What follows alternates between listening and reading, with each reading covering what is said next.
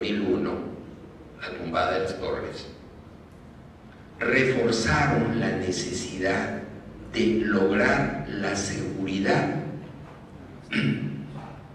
de que el Congreso la seguridad de los Estados Unidos, punto. El Congreso respondió a esta necesidad pasando la resolución del 2002 que se denomina Resolución de Preparación y Respuesta para la Seguridad de la Alimentación Pública y el Bioterrorismo. Entonces, y se reconoce con el nombre de Bioterrorism Act, la cual fue firmada por el presidente Bush y la convirtió en ley el junio 12 del 2002. Muy bien. Ahí se inicia el Bioterrorism Act, con la cual, con esta resolución, se modifican los parámetros de conducta de las compañías fabricantes de alimentos en los Estados Unidos, solo en los Estados Unidos. Ahí todavía era el presidente Bush. Entonces, ahí se establecen, por ejemplo, normas como quién puede ser dueño de una compañía alimentaria en Estados Unidos y quién no. Si es extranjero, le piden a uno un montón de documentos que pruebe que uno es gente decente. No tocan nada con respecto al HACCP. El HACCP sigue funcionando como venía funcionando. Ni siquiera se hace compulsivo el uso del ISO 22000 como un requerimiento para ingresar alimentos a los Estados Unidos. Para nada. Sino que ahí es el Bioterrorism Act, es un poco lo que empecé diciéndoles, ¿no? Se comienzan a cuidar de que su abastecimiento de agua no vaya a ser atacado por un salvaje de estos y envenene todo el agua de una ciudad, o de que, por ejemplo, un cargamento de frutas pueda ser rociado con una sustancia venenosa que dañe la salud de los que se lo comen. Pero posteriormente a esto, se da el reglamento. Este es el reglamento. El Bioterrorism Act está dividido en 5 títulos. El título 1 dice Preparación Nacional contra el Bioterrorismo u otras emergencias de salud pública. El título número 2 dice Logrando mantener el control logrando mantener el control de agentes y toxinas que son biológicamente peligrosas. El título 3 dice protegiendo la prevención y seguridad del abastecimiento de alimentos y medicinas. Ya lo abrió, no lo necesito ahorita. Es el tercero, protegiendo la prevención y seguridad del abastecimiento de alimentos y drogas, o alimentos. Drug es droga, pero en inglés drug es medicina, droga es medicina. Una botica en inglés se llama drug store, una farmacia es drug store.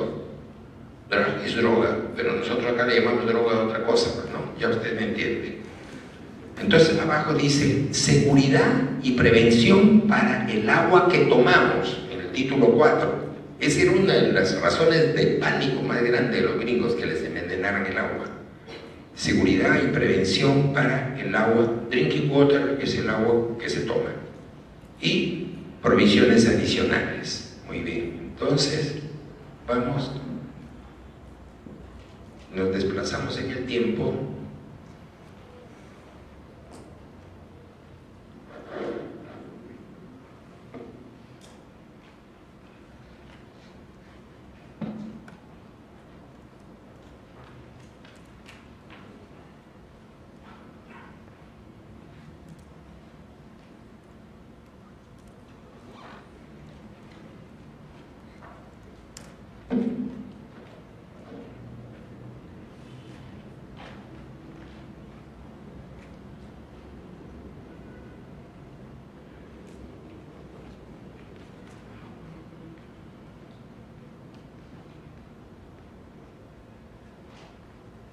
Esta también es página del Food and Drugs Administration. Ya esto es con Obama, esto ya no es con Bush, es con Obama. Pero no aparece ni Obama ni Bush. Food.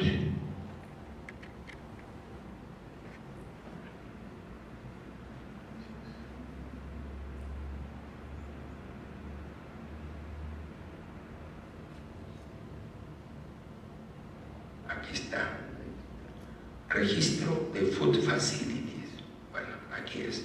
El FDA Basics for Industry, pero es la industria en general, no solamente la industria alimentaria, sino también la industria farmacéutica, que es amplísimo. Entonces aquí vamos a entrar a esto. Registro de plantas alimentarias. Entramos ahí. Y dice registro de plantas alimentarias.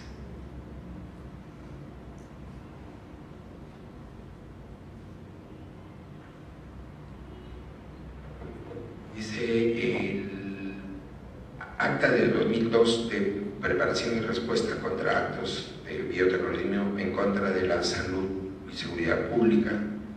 Dice, dirige al FDA, al Food and Drugs Administration, como la agencia reguladora de los alimentos dentro del Departamento de Salud y de Servicios Humanos, a fin de tomar, fíjense, aquí es donde empieza el cambio, para tomar pasos adicionales a fin de proteger al público de las amenazas de ataques terroristas reales en el abastecimiento alimentario de los Estados Unidos o en otras emergencias relacionadas con los alimentos. A fin de ejecutar ciertas provisiones acerca del Bioterrorism Act, el Food and Drugs Administration ha establecido nuevas regulaciones que requieren lo siguiente, requiriendo que, 2 puntos, que todas las plantas estén registradas con el Food and Drugs Administration, y 2, que el Food and Drug debe recibir un prior notice, una noticia previa de los embarques de todos los alimentos importados. Eso ya está en funcionamiento, obviamente que está en funcionamiento. Entonces vamos a ver el registro de Food Facilities, de plantas alimentarias en el extranjero. Aquí se refiere a plantas dentro de los Estados Unidos, donde dice Domestic Facilities, son las plantas que están dentro de los Estados Unidos.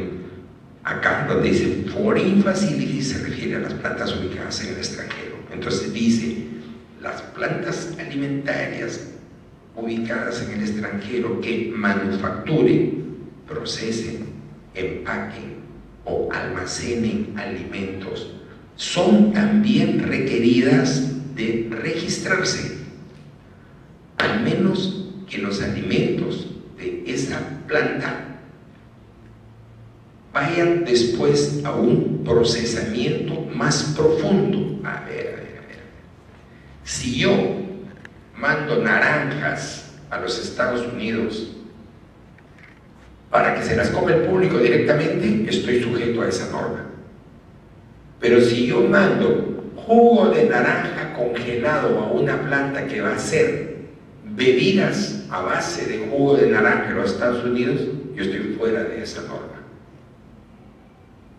¿Ya? Entonces, si yo estoy exportando el jugo de naranja como materia prima, pero una planta que está en los Estados Unidos va a utilizar esta materia prima para hacer una bebida, un ponche de naranja, por ejemplo, yo ya no estoy obligado a ese registro de planta. ¿Por qué? Porque la planta que está en Estados Unidos, siendo una planta doméstica, tiene que cumplir con la norma. Y si ellos cumplen con la norma, automáticamente quiere decir que se están tomando su seguridad con respecto a la calidad de la materia prima que están utilizando. Supongo que les quedó claro. Entonces, eso... Pero miren la amplitud, ¿ya? Lo que quiero es que vean la amplitud.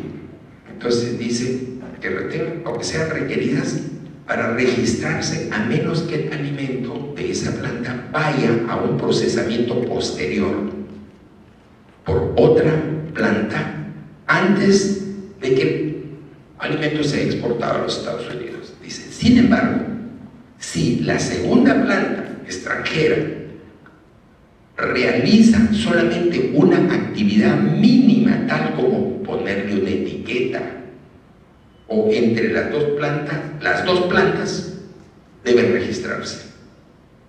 Muy bien. Entonces nos encontramos acá con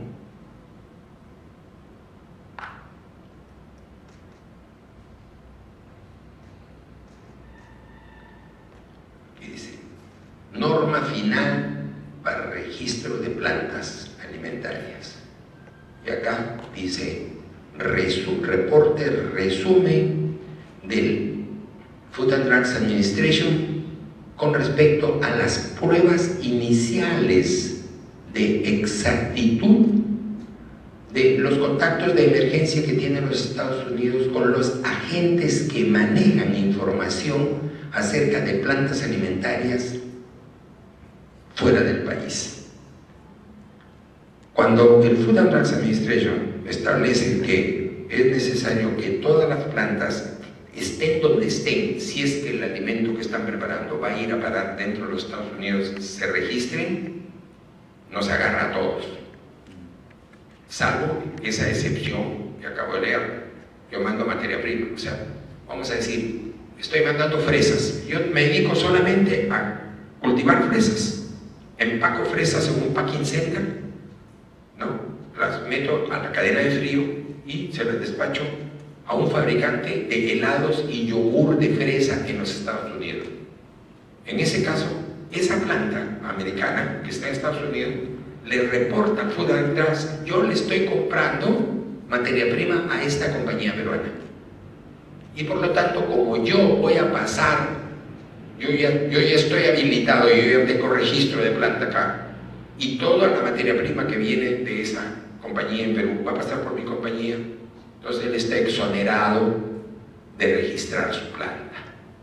Que podría ser, a lo mejor no una planta, sino solamente un centro de packing, un packing center donde yo agarro las fresas, solamente les doy una limpiadita, las meto en sus cajitas, las meto al contenedor, un contenedor de atmósfera controlada o de atmósfera modificada, y los mando para Estados Unidos. En ese caso yo quedaría exonerado, pero ¿quién me va a exonerar? Me va a exonerar la planta que recibe mi producto como materia prima, ellos me exoneran.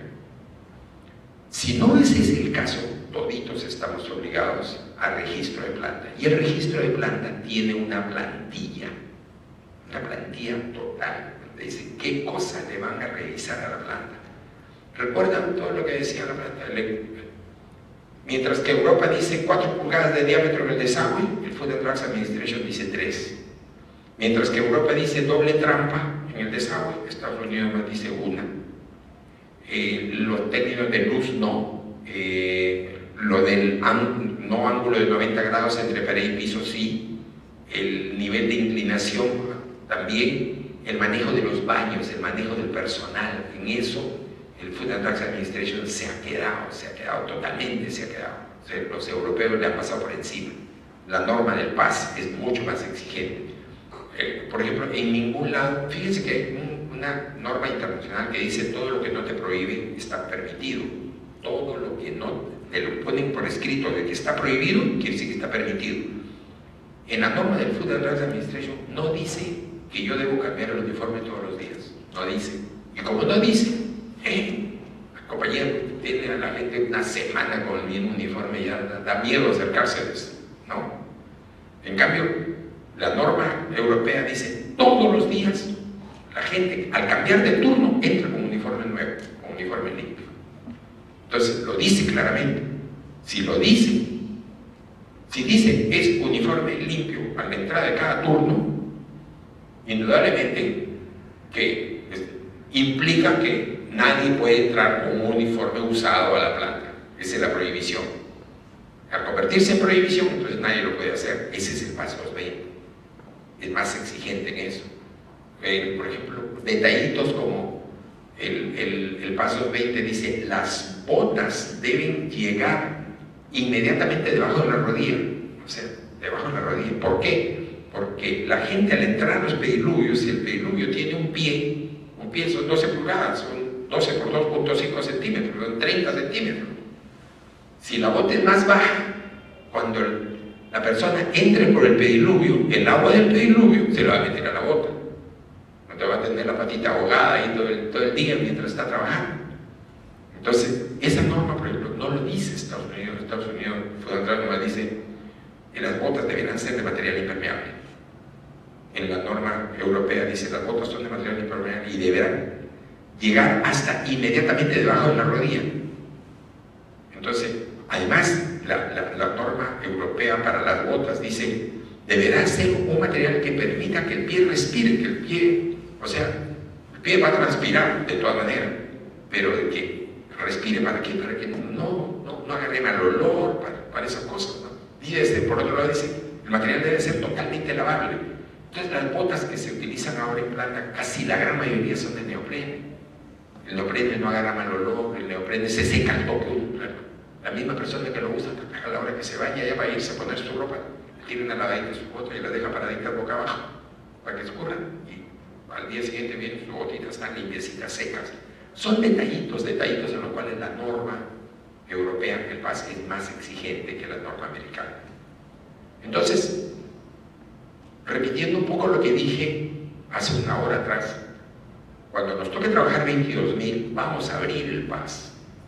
Vamos a abrir el PAS y vamos a abrir el FSC 22.000. O sea, vamos a mirar cuáles son los requerimientos del FSC 22.000 y luego vamos a mirar requerimiento por requerimiento. Son casi un 85-90% de los requerimientos del ISO 22001 en su versión 2005, que es la última. Pero el PAS sí no se parece en nada a los requerimientos del Food and Drugs, siendo el PAS mucho más exigente. Entonces, el requerimiento de registrar la planta es obligatorio. Las plantas que estén en el extranjero, que manufacturen, procesen, empaquen o almacenen, son también requeridas a registrarse bajo el Food and Drugs Administration. Muy bien, vamos a tocar ese temita rápido, a la voladita. Miren, cuando abramos la norma americana, dice: el Food and Drugs Administration con su personal realizará directamente las inspecciones de plantas alimentarias en el extranjero. Cuando yo leí eso por primera vez dije, no, gringo. ¿Se imagina cuántas plantas alimentarias hay en el mundo? Faltarían gringos para inspeccionar plantas. Aparte que no todos los gringos saben lo que tienen que inspeccionar. Entonces, indudablemente que ellos, los gringos en ese sentido, no se equivocan. Yo lo leí y yo dije, están locos, ¿cómo que el Food and Drugs? Los mismos gringos.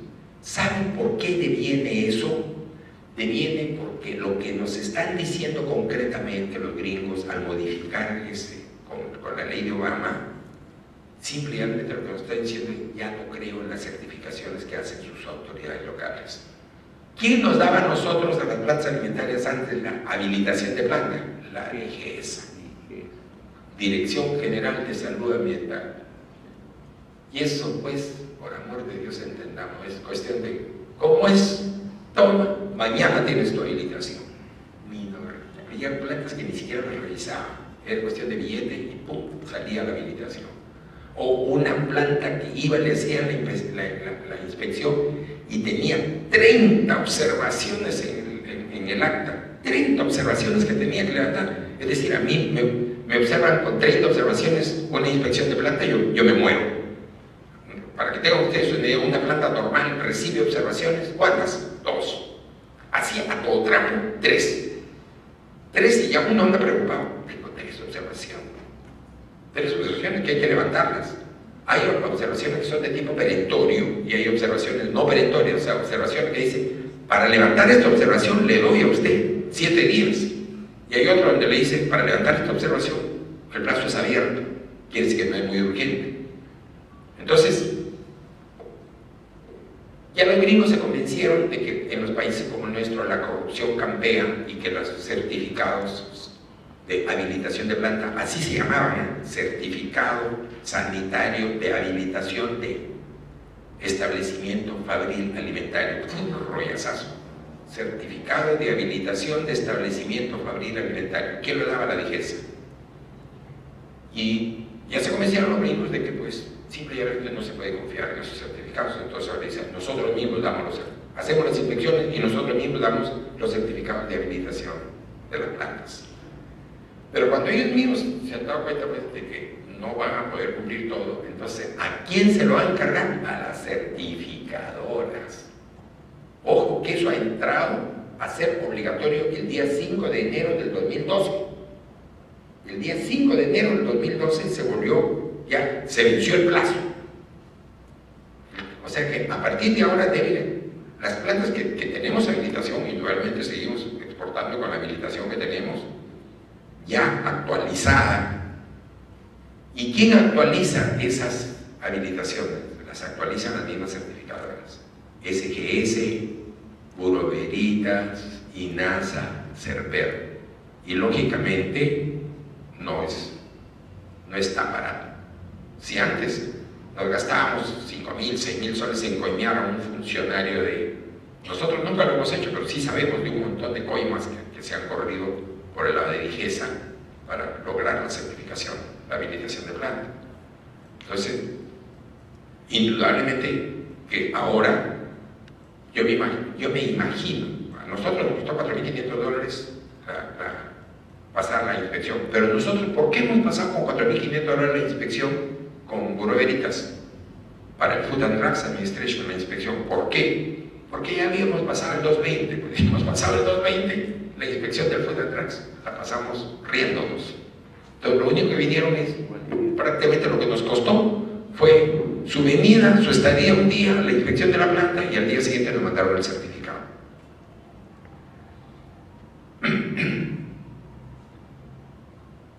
La gran diferencia ahora se va a dar en las plantas que no tienen todavía su habilitación, porque van a tener que recurrir a las certificadoras. Y las certificadoras, como ya están fuera de plazo, le va a decir, no te puedo dar, no te puedo hacer la inspección porque estás fuera de plazo. Entonces, al estar fuera de plazo de producción, los gringos no son como los peruanos, que aquí los peruanos decimos, último día para cambiar el DNI, el 31 de abril, por ejemplo, ¿no? Y hasta el día 30, nadie ha cambiado el DNI, y el día 31 hay una cola como de aquí a Piura. Todititos estamos ahí metidos para cambiar el último día el DNI, ese estilo peruano. Esa cosa ha ocurrido con esto. Esperaron el último día pensando que los gringos iban a ampliar el plazo, los gringos no han ampliado el plazo. Entonces, ahora hay un negociadazo, porque tú tienes habilitación para exportar, sí. ¿Tienes habilitación de planta? Sí. ¿Certificación de planta? Sí. Yo no tengo, hermano, y mis productos no pueden entrar a Estados Unidos. Te pago tanto para meterlos con tu certificación de planta. ¿Sí me están entendiendo? Indudablemente que hay un tremendo riesgo, es alquilar la certificación. Pero hay compañías que sí lo hacen. Hay compañías que lo hacen. ¿Cuánto me das? Tanto, ya, listo. O también, ¿de cuánto es la exportación? $500,000, 50,000. No, ¿qué es mi utilidad? 40,000, ya 40 tuyos. Los negocios, o sea, están renunciando a parte de su legítima utilidad por no haber tramitado la certificación a tiempo. Entonces, ese es uno de los requerimientos, la certificación de planta. El otro requerimiento es el prior notice. El prior notice es compulsivo.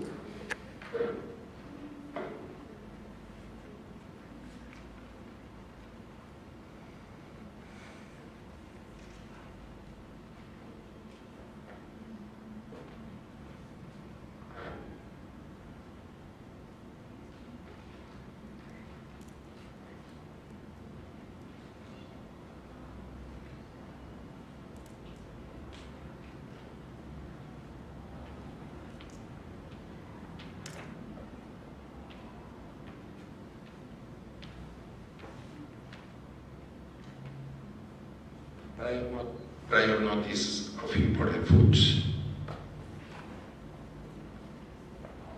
Prior notice significa notificación previa. Prior notice significa notificación previa. La notificación previa dice, bueno, esto es lo mismo, ¿no? El Bioterrorism Act, lo mismo que ya leímos hasta acá.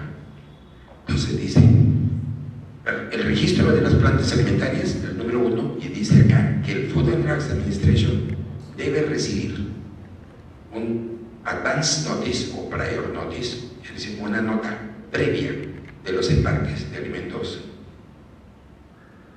importados. Vamos a ver si por aquí tenemos prior notice, step by step, prior notice.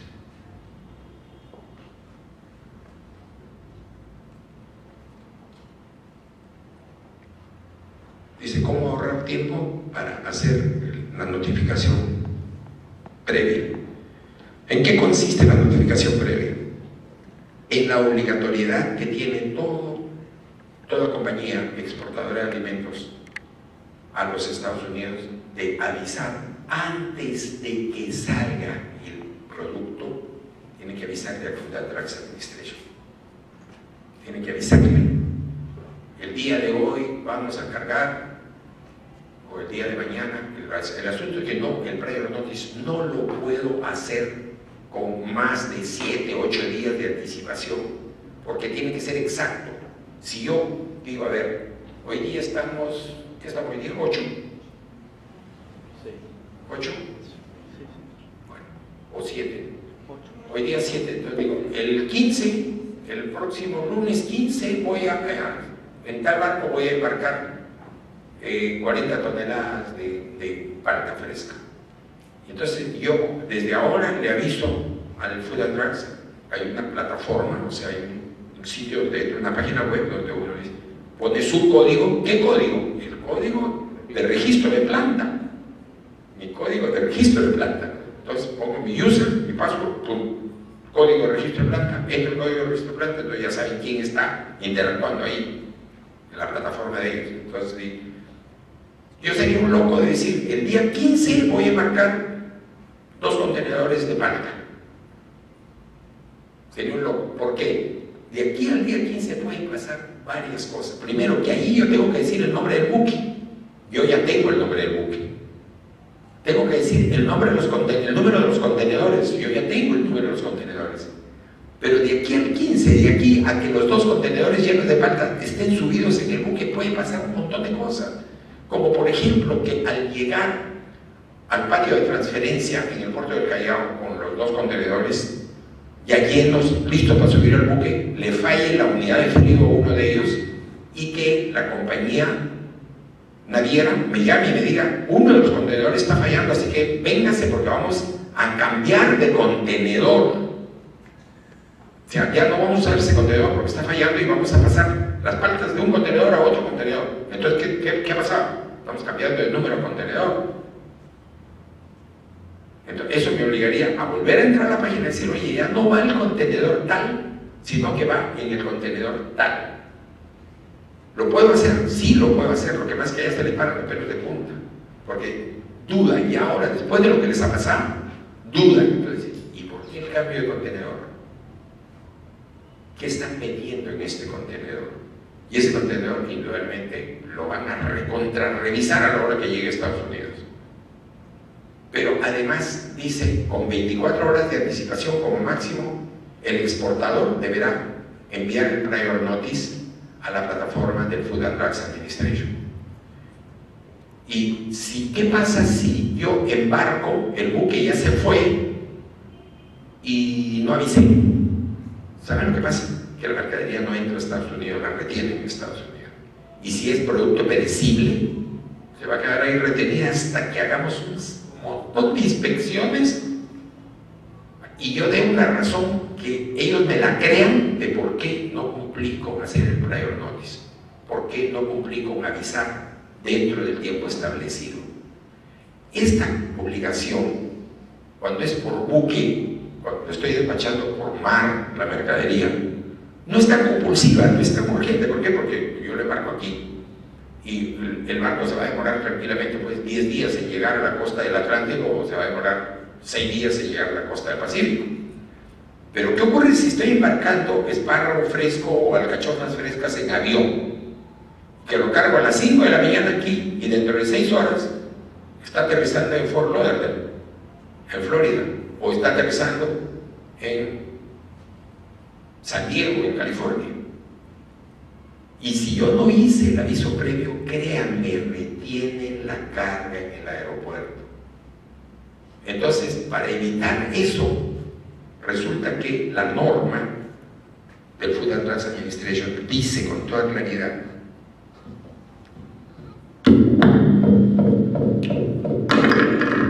que tengo que nombrar un US Resident Agent.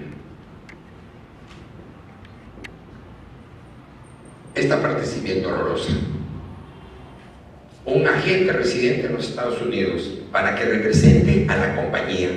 Entonces, ¿qué pasa?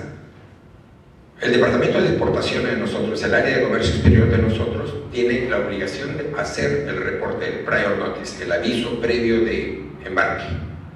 Entonces, en el momento que yo estoy actuando en la plataforma del Food and Drug Administration para hacer la notificación previa, inmediatamente le estoy copiando a mi agente residente en los Estados Unidos. Entonces, mi agente está recibiendo una copia. Y si está recibiendo una copia, inmediatamente el agente residente le retransmite esa copia al Food and Drug Administration, por si el Food and Drug Administration no hubiera recibido la mía, por si acaso. Y eso es automático. Por diferencia de hora, si yo mando mi reporte de aquí a las 5 de la tarde, pues por diferencia de hora ya es medianoche. Hay diferencia con Miami, tenemos diferencia 2 horas en invierno, pero con California tenemos 3, a veces 4 horas de diferencia. Entonces el agente residente es una entidad, no es una persona natural. Esto apréndanselo bien, muy poca gente lo sabe. Los que exportamos, indudablemente lo sabemos. El agente residente es una persona jurídica, es una compañía que representa nuestros intereses allá. ¿Para qué? ¿Solamente para avisar lo del prior notice? No. Esto es lo doloroso.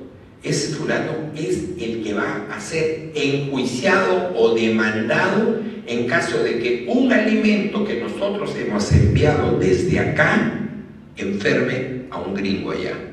Gringo o no gringo, basta que viva en los Estados Unidos. Se comió el alimento que nosotros mandamos y se intoxicó. Inmediatamente, los análisis de medicina, y resulta que hay otro intoxicado y otro intoxicado y todo. Para eso es que nos piden las historias de trazabilidad, que realmente son historias de rastreabilidad. Es como seguirle el rastro a un alimento.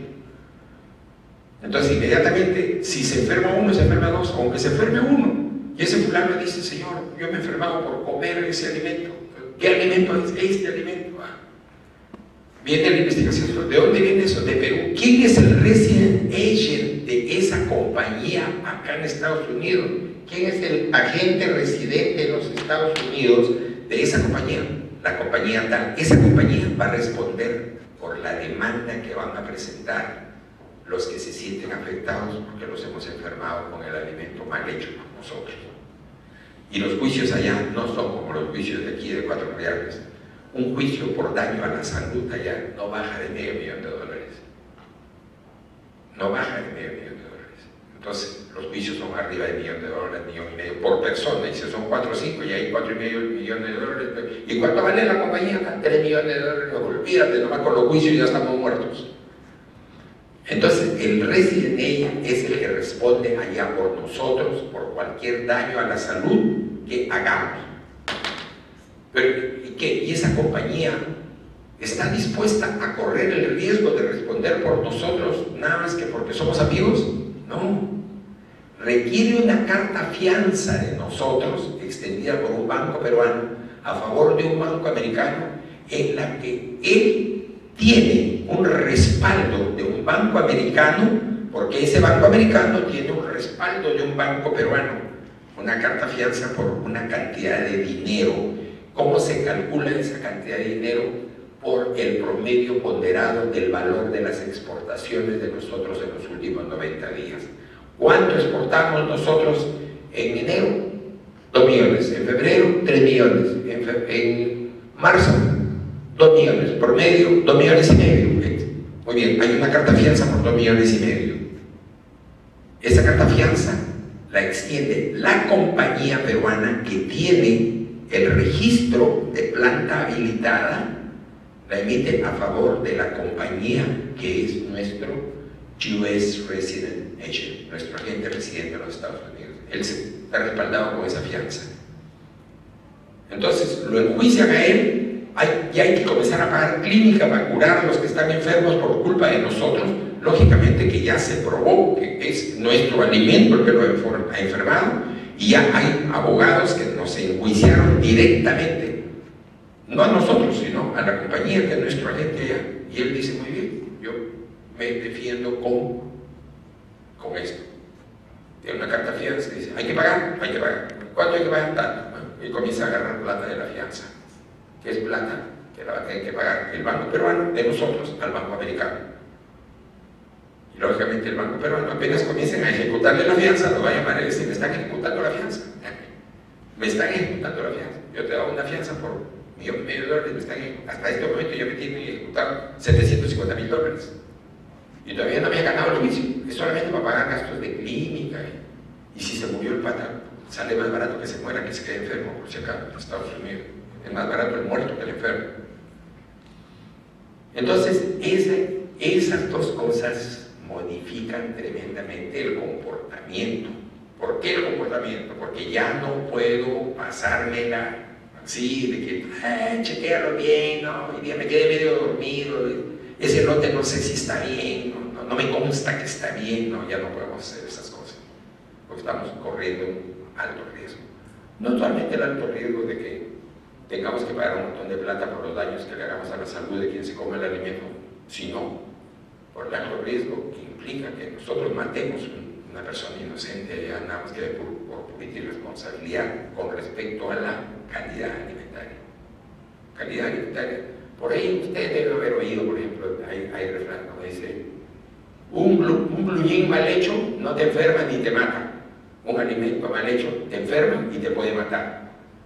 Obviamente. Entonces la calidad, cuando nosotros hablamos de un sistema de gestión de la calidad, de ropa, de zapatos, ¿es un sistema de gestión de la calidad? Sí, claro. ¿Y trabaja sobre estándares? Claro que trabaja sobre estándares. Igualito que el 22.000, que es el ISO alimentario, sí, igualito que el 22.000, pero la responsabilidad es totalmente diferente. Un blue jean mal cocido, mal hecho, mal cortado, no enferma ni mata a nadie. Un alimento mal esterilizado enferma, intoxica y puede matar a alguien. Preguntas, señores, preguntas. ¿No hay preguntas? Entonces, si tuviéramos que resumir en pocas palabras todo el rollazo de estas 4 horas, la normatividad. Imagínense si nosotros hubiésemos gastado estas 4 horas en leer qué dice DIGESA con respecto a las bebidas gaseosas, qué dice DIGESA con respecto a las frutas frescas. Ustedes se estarían matando de risa y a mí me estaría dando vergüenza de hablar una cosa así. La normatividad internacional es la que rige. La normatividad internacional es la que se impone. Y la normatividad con respecto a alimentos está manejada obligatoriamente en una planta bajo un sistema de gestión de la calidad alimentaria. Y eso debe conducirnos obligatoriamente a la aplicación de alguna certificación, de algún esquema de certificación.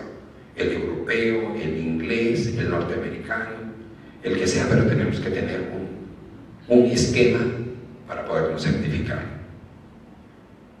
Si no hay más preguntas, les agradezco muchísimo su atención, que Dios los bendiga, terminen de pasar bonito su domingo de Pascua de Resurrección y que el Señor los cuide.